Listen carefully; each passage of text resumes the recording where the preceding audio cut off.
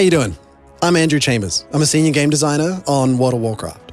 And I'm Michael Bybee, a senior producer on World of Warcraft.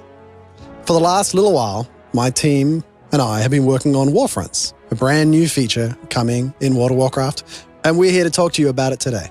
Warfronts is a 20-player PvE experience where you take your faction, Horde or Alliance, build up an army, and wreck the enemy base. It's awesome. You come in on an airship, you all leap off and parachute down at the battle, capture a base, you take over resource locations like a lumber mill and an iron mine, which feed into your efforts to raise your base, capture the battlefield, fight next to this huge army, and inevitably siege and destroy the gates of the enemy base, then charge in and defeat the enemy commander.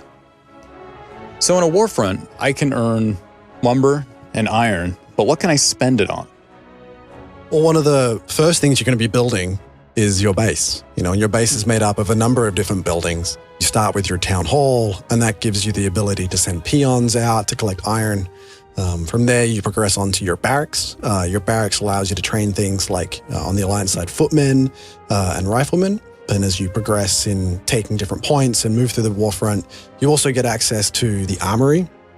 At the armory, you can do all this research to improve your troops' weapons and armor.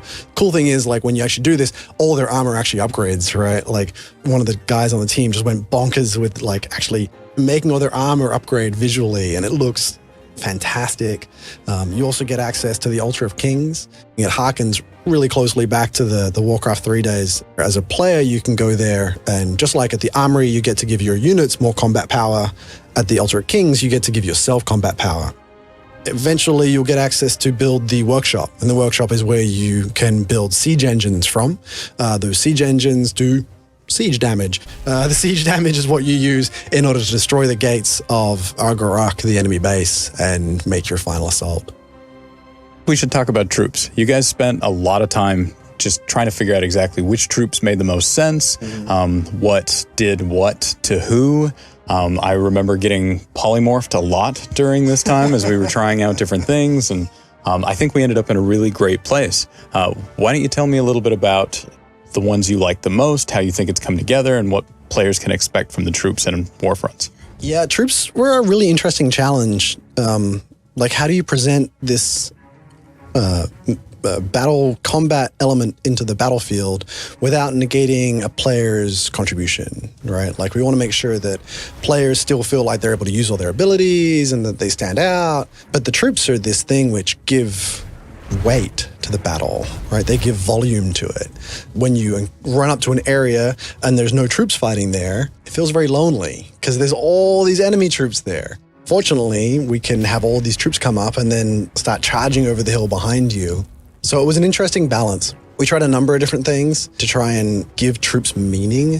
One of those was whenever you get to a capture location, the enemy bosses have special abilities, which will prefer to target troops first. If there's no troops there, they'll target players, and they're pretty nasty. With Warfronts, we have this unique experience where, or unique opportunity even, where we have so many units on the field. In fact, we even built this brand new AI system. We call it the Battle Brain. And what it does is it allows units to, in typical World of Warcraft, when there's a lot of units together, they all tend to just hop on and try and attack one guy. We wanted to make sure that with all the units that we have on the battlefield, they don't just look really dumb. So what we did is we built this AI system where they spread out. So what you end up with is kind of like a scene from, a large-scale movie where all these units are flooding out and attacking each other on this large battlefield. It's really cool. You're out on the battlefield, you're fighting against other troops, but what else are you doing? You're doing loads of different things. We actually wanted to make sure that, so it's a large experience. There's 20 players, all of the same faction fighting in this PvE experience. We wanted to make sure that everyone had a variety of different things that they could engage in. Probably the first and foremost that most players will engage in is capturing locations. Across the battlefield, there are a number of key points, some somewhat more important than others, but all have value associated with them. By capturing those points, it allows your army to flood out, and it gives you a variety of other benefits. In order to capture those points, all of the locations have an enemy commander there, in addition to a boatload of other troops. So you need to go there, probably with a group, take out as much of the support as possible, and then engage in the commander.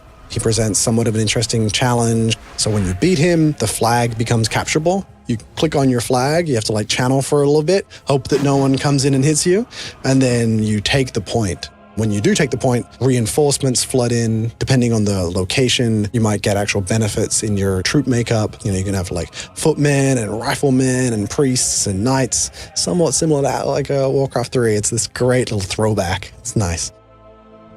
A number of what we call events spawn in the world that are randomized each and every time. So, for example, it'll be fighting, it'll be the standard kind of warfront, and all of a sudden, Fosric shows up. He's this giant elemental who's patrolling the land. He's actually from Arathi, and if you go up and you manage to beat him, it'll do you a deed. He'll say, hey, go attack Circle for me, or go attack the gates of Stromgarde for me. It's actually this cool moment. Those are all random, so when players go in there, they'll have a different experience.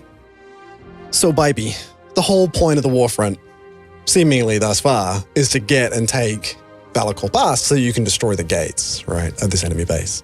What's waiting on the other side?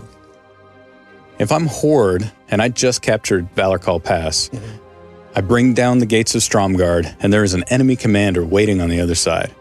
Now, the Alliance commander could be Muradin, Turalian, or Daneth Trollbane making a comeback, trying to reclaim Stromgarde for his people. Yeah. If I'm Horde, I actually have one of 3 commanders in my base, Lady Liadrin, Eitrig, or Rokan.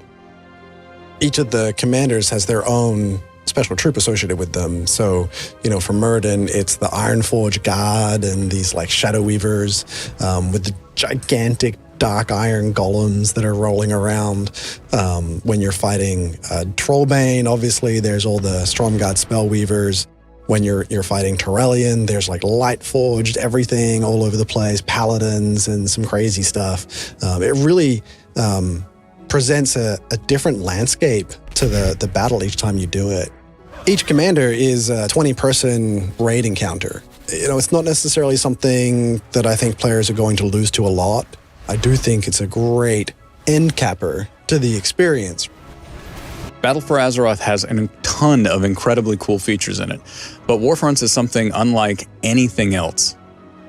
Yeah, I'm super excited about it, obviously, but I'm also really glad that we had the chance to chat with you guys today, share some of the history behind the feature, talk about things we don't often get to talk about with you guys. I think this is a great opportunity, and I had a lot of fun. Thanks, and I look forward to playing Warfronts with you.